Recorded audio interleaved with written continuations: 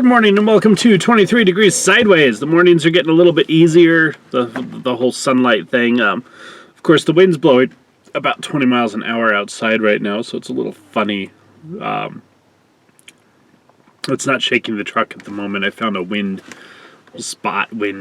hole, I guess. I'm on the leeward side of some trees and stuff. So, at the one event where the Biden guy made an appearance, for the I guess the Democratic caucus in Congress, a televised appearance, a remote televised appearance where he was going to do a prepared speech. He decided he was going to take questions because, well, it's like March and he hasn't done that yet, and that's a little odd, right? This is the closest thing we've got to a public pseudo presidential appearance, and the legitimacy of our government is kind of on the rocks right now. There's a lot of people who don't think that if you're not allowed to know who's voting, you're not allowed to verify votes, and you're not allowed to audit the voting process, that it really doesn't count for much because no one can say for sure what's going on. I think that's going to be with us for a while. The whole mandatory mail-in voting scheme is with legalized ballot harvesting. There's too much evidence of fuckery for it to be really considered to be trustworthy, okay? And if the basis, the very basic collecting the votes, knowing who's voting, knowing that the people whose ballots are being cast by them, if that basic part isn't trustworthy, then you don't have a lot of legitimacy to the election results.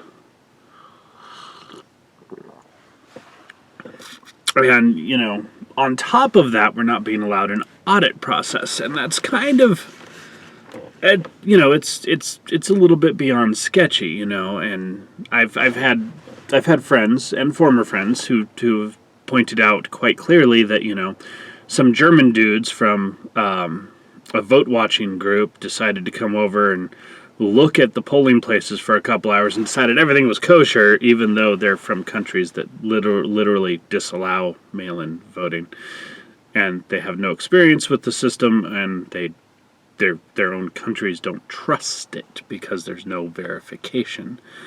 Anyway, that's all very interesting and entertaining, but so the Biden guy, whatever his official position is, goes out and he's like, I'm supposed to be the president of the United States, so I can do stuff. Oh, okay, fine. So he talks to the Democrats in Congress, and then he's like, yeah, and I can take some questions. Is that okay, Nancy? He's like, literally, like, if that's okay with you, Nancy. And they cut him off. Like, literally, poof. So, there's a kind of a symbolism there. Like, if you were actually talking about the President of the United States just got shut off, boom, taken to a welcome screen, that would be really, really intense. Does anyone think that Biden is actually the president and actually in charge? And I'm not talking about the voting thing right now. Okay. Does anyone think that he's actually acting of his own free will as president and actually in charge? Because it sure doesn't look like it. Now, I've been warning about Nancy Pelosi for a couple of years, okay? I've lit a fire under a bunch of asses about how things were being held up. And this started before the so-called pandemic. The plandemic. Haha. I love that word. Video's trash, but I do love the word. So, it started before the so-called pandemic, and she's actually at the point where she's telling the Democrats in the Senate what they are and aren't allowed to do. She actually, she came really close to a full coup with the impeachment thing, the first impeachment thing, where the Senate wasn't following her orders, and you could actually hear it in her voice. You could see some of her plans. You could see what she was talking about doing, about forcing the Senate to do her bidding to remove President Trump, then President Trump, from office. It's very interesting because that whole impeachment thing was because the chief executive of the United States was telling people what to do, and those people being careerist, deep state, let's just call it deep state, establishment state, administrative state, whatever you want to call it, operatives, careerists, what to do. They didn't like the orders, so they said, no, we're in charge. And then they got pissy if they got fired or removed from their position and moved to another position. It's a whole thing with that little pudgy army so-called colonel. God, where did he get his rank? Cracker Jack box. But the whole thing with him was that he literally said, no, this is my thing. I make the decisions. And he didn't like the president making decisions. Same with some ambassadors. The whole thing is a mess, right? Okay, so fast forward. Nancy almost pulls her coup. You can watch her. You can actually see what she's doing, what she's planning, and what she's attempting. All right, you go all the way. Inauguration day, she's demanding sandbag emplacement machine guns on the buildings. I wish that they had given her that. The symbology would have been so fantastic to have that little extra bit of Nancy Pelosi's personal army has put tripod-mounted, belt-fed machine guns on the White House. That would have just been so perfect.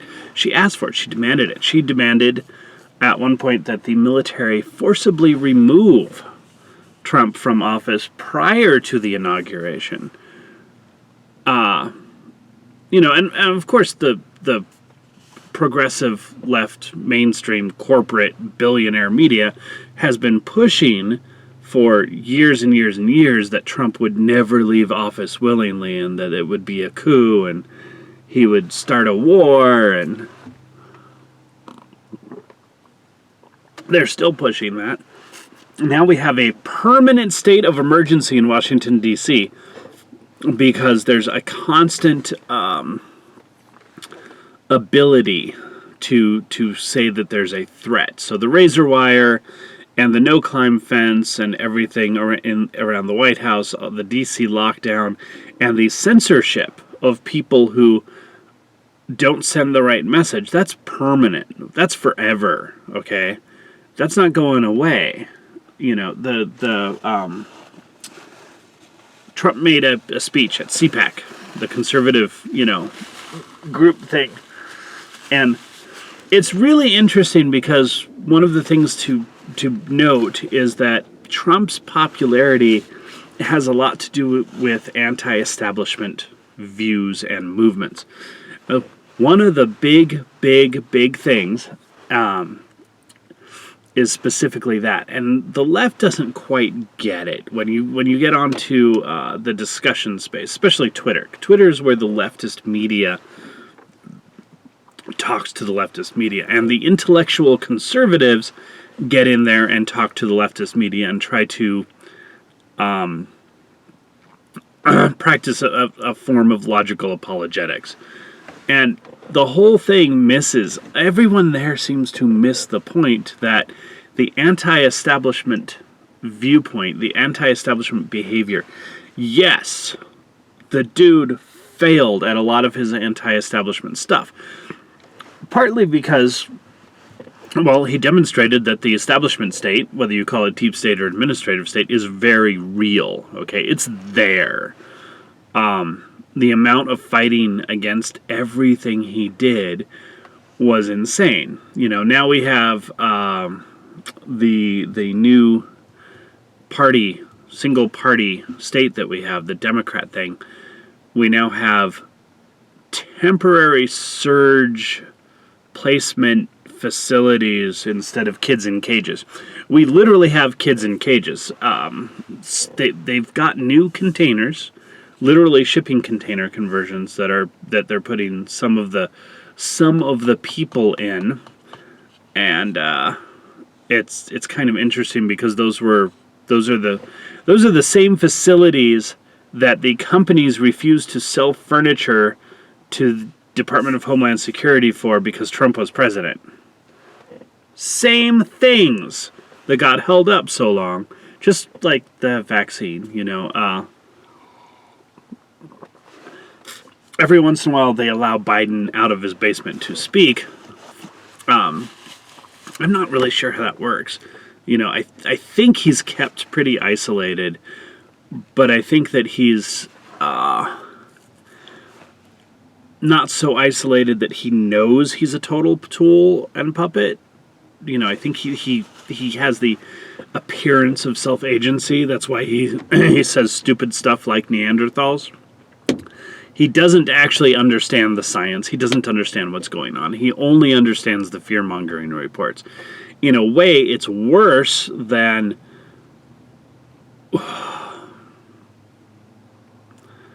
if he was a total puppet, because he's got just enough there to do some damage. But his Neanderthal thing is just ridiculous. But I found it very interesting, circling back, Jen Psaki and her sucky circling back, I found it interesting how blatant it has been over the past couple of weeks. It's obvious that Biden is not in charge, is not running things, is not being permitted to do the social things that you would normally expect from a sitting president. And it's not, you can argue, you can say, oh, super spreader event. You can talk about that all you want. You can talk about the infection risk. You can talk about all the stuff that, he was sharing coffee with people with no masks, riding bikes in public and shit just 2 months ago, 3 months ago. It's not 4 months ago. It's not like anything significant has changed, okay? The risk has not gone up. The excuses have gone up. But he's not there. He's not in charge.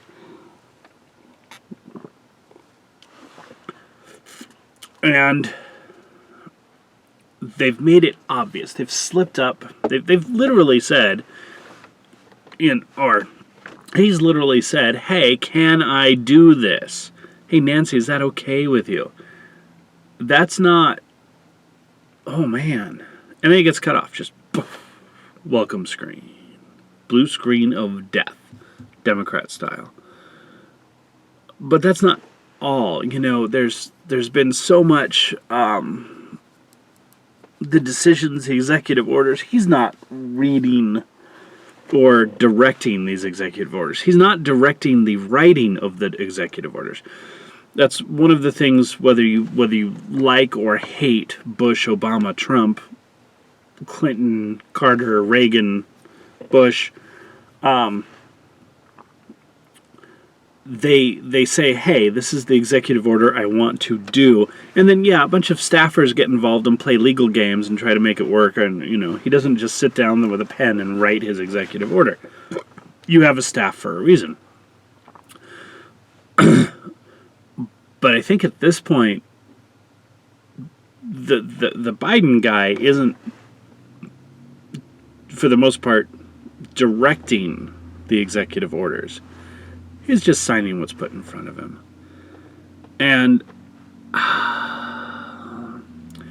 video turned into a lot of a ramble, which is, of course, my nature.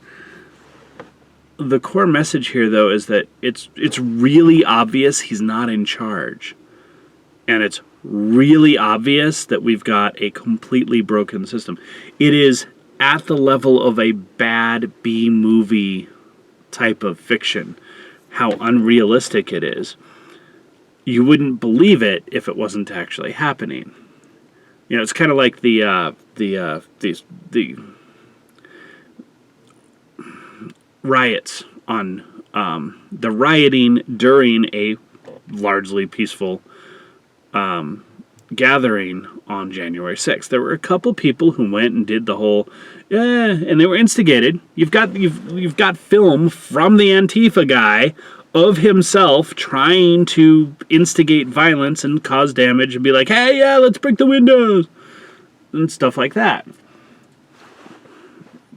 Oh. But the few people who did that, and it's very, very few, okay? The count here is very low. They're stretching things out and trying to arrest people who never went in. All right? They're firing people based on cell phone data who attended the rally and never got within 500 yards of the Capitol. Like, some stuff is getting really sketchy here. But they use that... They've blown it all out of proportion. But here's the key part. They didn't set up security adequate to the population being gathered. Doesn't matter if you're talking about Antifa agents provoking things, which has happened. Like, they have data about it. The police know it. They've even said it. That part doesn't matter. It's just the sheer number of people. They've got themselves so convinced and twisted up in their head that no one's going to show up, that all of the previous rallies were only a couple hundred people because CNN said so. They completely... They failed in a spectacularly third world fashion. The failure to plan for the events on January 6th, the size of the rally itself, was a failure on a third world level. It was complete divorce from reality, complete divorce of basic analysis and intelligence capability. They fucked themselves. And those are the people now, that's the administrative state, the establishment state, the deep state, who are running things. They're not actually very good at this. And that's kind of one of the most amusing parts of what's coming up as we play the revolution game and the freedom versus slavery game that we're going through as, you know, as humanity right now. It's simplistic. Like, it's John Dalmas level of simplistic, right? But the slavery side, the anti-human side, really is that dumb sometimes. They really do operate on that third world basis. There's a oh man, how do I do this without sounding like a squirrel? I can use other alt psychology terms, but basically there's a functionality, what they call a tone level or an operational level.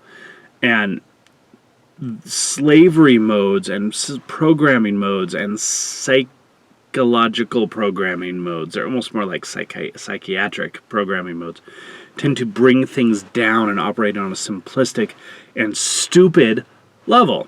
That's one of the things you'll find with a lot of utopian arguments is like, if only everyone would just do this one thing, then everything would be solved simply, because you can have simplicity when you have billions and billions of people. No, you can't. And every time you deny that wonderful human chaos, Grandfather Coyote, that core element of what makes a free human into a human, every time you deny that, you end up getting stupid, okay? You acting stupid, behaving in a stupid, low-tone, low-level, lower operational level fashion. And it's one of the things that I think is really, really telling, and I never thought would actually be quite so dramatic. But they're really dumb. It's amazing, and it's going to be a lot of fun as the Revolution game progresses. Stay sideways. And, oh yeah, Nancy Pelosi, core message of the video. Nancy Pelosi is trying to be Caesar. Duh.